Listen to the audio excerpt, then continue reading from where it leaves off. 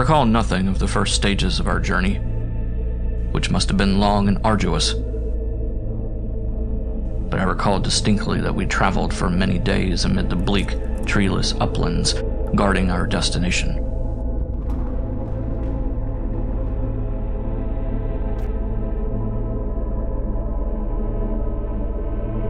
The city, it seemed, was nameless, and the region about it was untrodden by man. Desire and curiosity raged within us like a calenture, and we gave no heed to the hazards and travails of exploration.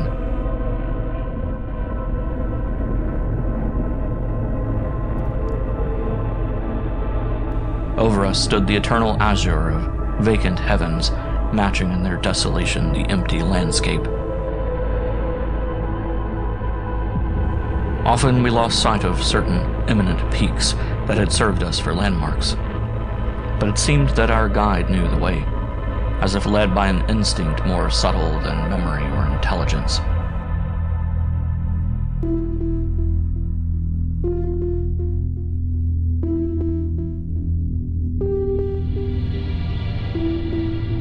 We toiled on between the desolate rocks and the sterile heavens, breathing an air that became thin and painful to the lungs, as if with some admixture of cosmic ether.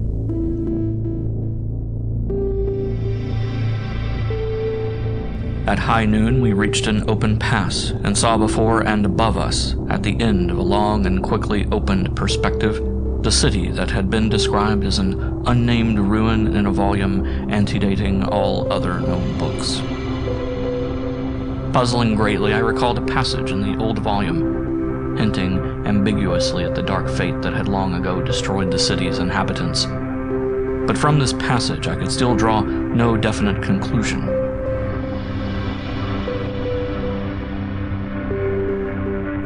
The sun had disappeared, leaving no faintest beam to prove that it still hung unfallen and undestroyed in the heavens.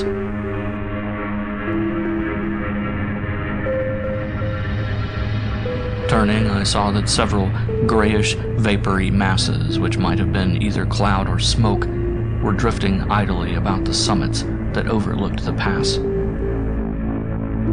We had approached their very citadel, and now we must meet the doom our rashness had invited.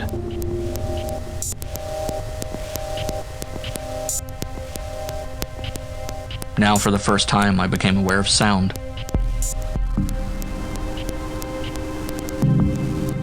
If the word can be applied to a sensation so anomalous.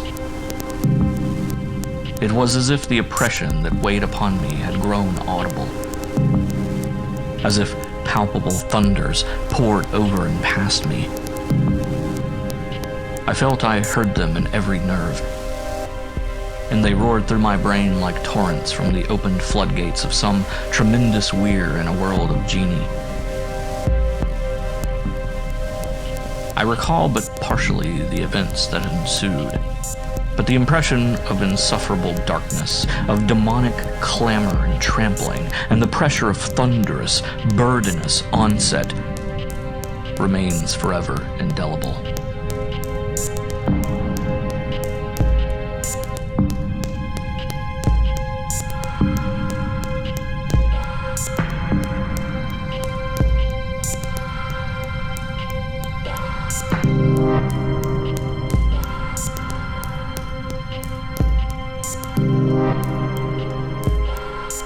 Never shall I learn the secret of those ruinous walls and crumbling keeps, nor the fate of my companions.